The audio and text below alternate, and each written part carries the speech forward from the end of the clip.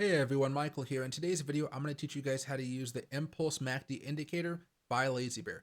This is a very crucial indicator if you guys want to do better at day trading and swing trading, especially swing trading. But unfortunately, I've watched a lot of YouTube videos on this subject over the past few days, and a lot of them are missing some important context. So we're going to have to start from scratch here. How to set everything up, how to use it properly, and how to backtest it so you guys know how to use the proper moving averages for each specific time frame.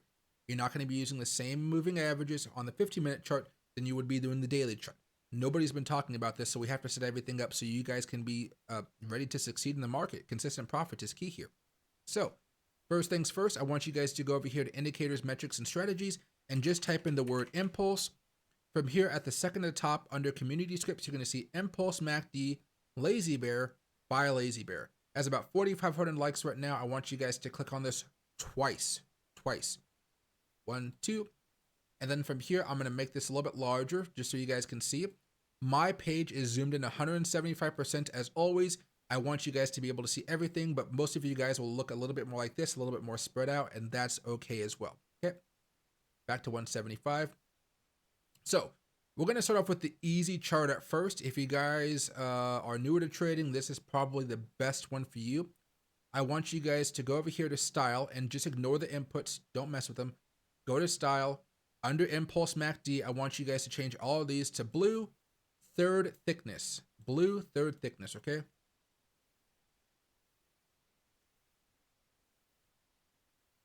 After that, I want you to click on this histogram icon, and I want you guys to move this over to line.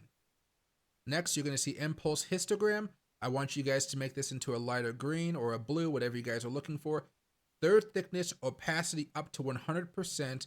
And then for Impulse MACD signal, I want you guys to make this orange, third thickness, opacity up to 100%, just like that. And then voila, this one is set up. For the next one here, this is the way you guys are going to set it up.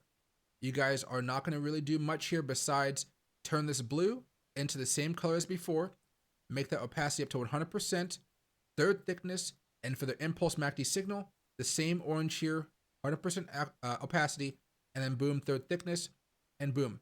This is how both of them are going to look. For the more advanced one, the only real difference here that you guys have to worry about is the orange is you're losing momentum. And then the line itself here, you can see the orange on both of these is the signal line, right? Well, the blue line right here, that's just this histogram. So if I were to come over here and change this, or just take it off, you'd see how the line disappears, right? Or if I turn this to a line, same exact line.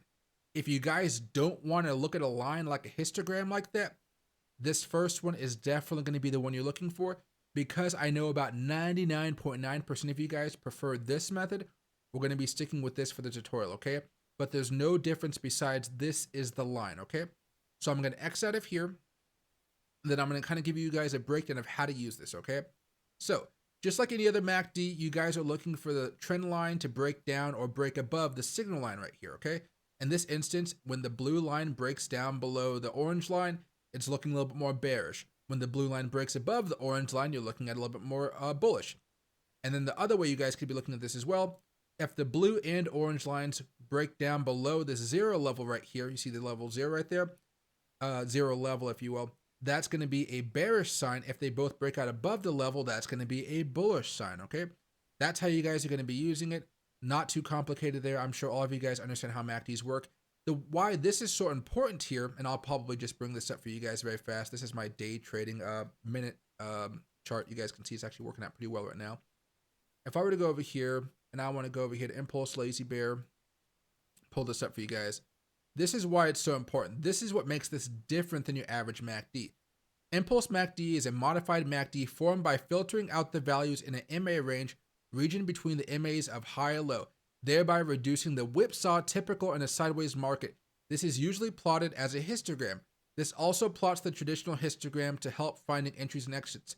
Use this like a traditional MACD, zero line crossing or signal crossing, which we just talked about. This is to help you find out, hey, I should not be trading right now because the price is consolidating. Whenever you see these two lines like this, you won't see them every time, you won't see them that often. When you see both lines flat like this, it's better that you guys do not open up any new trades.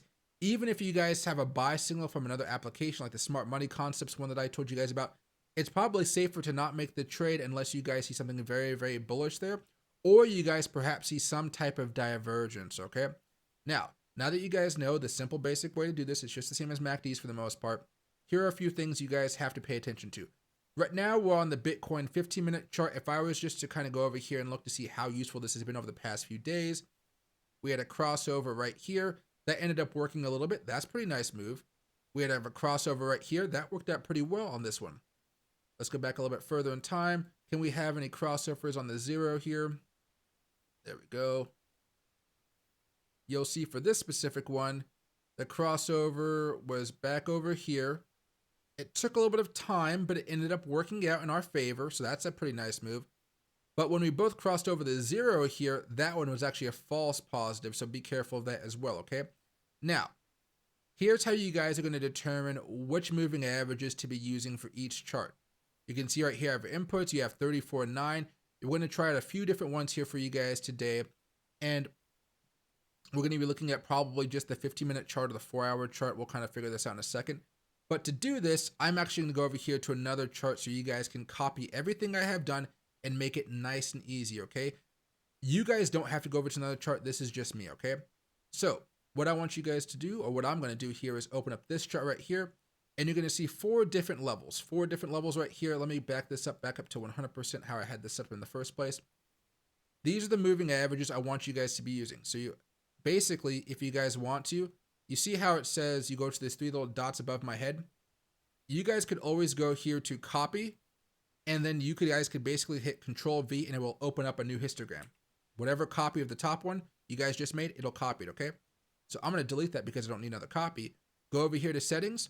The first one you guys should be doing is 1226, or the first, the default one, which I think is 34.9, I think. But basically these are the settings you guys want to be using. 1226, 12 is going to represent the top, 26 is going to be the length signal, 1226, 2452, 34.9, and 1414. There you guys, I know my head was blocking it. Now I'm actually going to hide my head here. This is a 15-minute chart, and then these are the levels you guys are going to be looking for. And then I want you guys to rewatch this a few times, and as I fast forward through this, you guys are going to be looking to see which one is the most accurate. That way you guys can see which one was the most accurate as far as Bitcoin's concerned, okay? One other thing, I've added one more indicator on here just to help you guys out, because I know a lot of you guys use MACDs for divergences. If you guys want to use this free tool, just type in divergence, and you're going to see it right here at the top of community scripts, divergence for many indicators. Now, I already have it up and running, and basically what this will do is I have the MACD and the MACD histogram set up. If there's any type of divergence, bearish or bullish, you guys are going to be able to see it, right? So you can see MACD MACD histogram, bullish move right there, bullish divergence, bearish divergence, bullish divergence, bullish divergence, and so forth, okay? So this is going to be something you guys want to have on your charts as well. But this is using your typical MACD, not the impulse MACD, but it's still a very important indicator to be using while you're using the impulse MACDs, okay? So we're going to get ready to go here. Remember, 1226, 2452, 34.9, and 1414. We're going to hide this right here, and I'm going to have this at 3 speed, and I want you guys to look at this very, very closely. In fact, what I'll do to make this a little bit easier for you guys is there, and there. You guys should have your chart set up like this. One last thing, if you realize that your MACDs are going above the box or below the box and they're disappearing, just go over here on the right-hand side and make sure your auto button is clicked on. That way everything is forced to fit inside the blocks, okay? That way you guys aren't losing anything. All right, here we go. Watch this as many times as you need to figure out which one works the best, and then do this over and over again for the 15, the 1 hour, the daily, and the weekly. Then we'll have one more thing to talk about afterwards. Here we go. See? We have a couple crossovers so far, nothing too crazy. You guys will also see when the lines go flat right here as well, how it says to not do any trading. Some are going to be working out better than others. You can still see how overall we're going pretty much sideways. Nothing too crazy. But make sure to keep a look at the price on the right-hand side when you guys can. Because you're going to be seeing that some aren't really crossing over as much as you might think.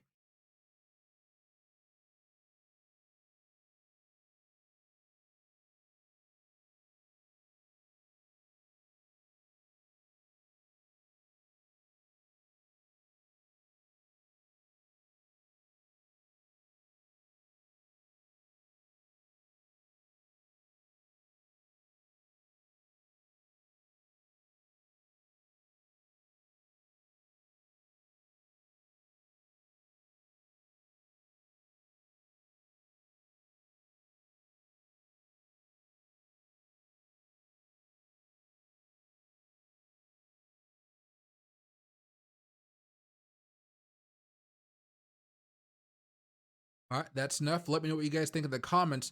Now, here's the other thing we're going to be doing. I'm going to X out of here, and then we're going to move this over to the daily, because the way this thing really shines, everybody, the way this thing really shines is on the daily charts. If you guys go to Investopedia, or if you guys use MACDs every now and again, you guys will probably have seen this somewhere online. Though it's not useful for intraday trading, the MACD can be applied to daily, weekly, or monthly price charts. Most people don't actually use MACDs for day trading. I will use it, but that's because I have these specific numbers I can use that are pretty darn good. But most people, you have to test it out in order to use it. If you guys don't know what you guys are doing and you guys aren't testing it out, it's not going to work out. So to start everything off, we're just going to go over here. I'm going to shrink this down just so you guys can see. And we're going to be going with the standard one right here, which is the 1226. We're going to back test it a little bit, go to a replay. Back over here, let's just say, yeah, there we go. That way it's not as cluttered, and we can watch this one play out very fast at the 10x speed. And if you guys want to see this slowed down, just go to the speed section under YouTube and put this as half speed, and it'll work out perfectly for you guys, okay? Here's 10 speed, and there we go. Crossover. Crossover. Flat. Crossover. Another crossover.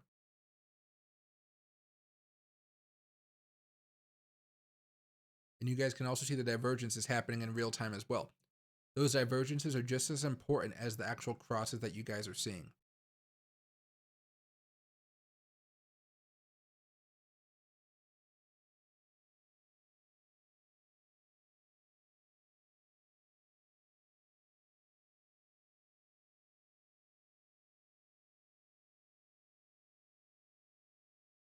And there you go, guys. I hope you guys enjoyed the video. Make sure to test it, and once you guys have tested it a few times, you guys will know which settings work best for each time frame. Different ones are going to be used for Forex, stocks, crypto, day trading, swing trading, whatever you guys are looking for. But make sure you guys test all of them. That way you guys will know which ones are going to be working. Don't skip this process. I know it kind of sucks, but if you guys skip it, you're not going to be successful as far as using the MACD impulse indicator properly.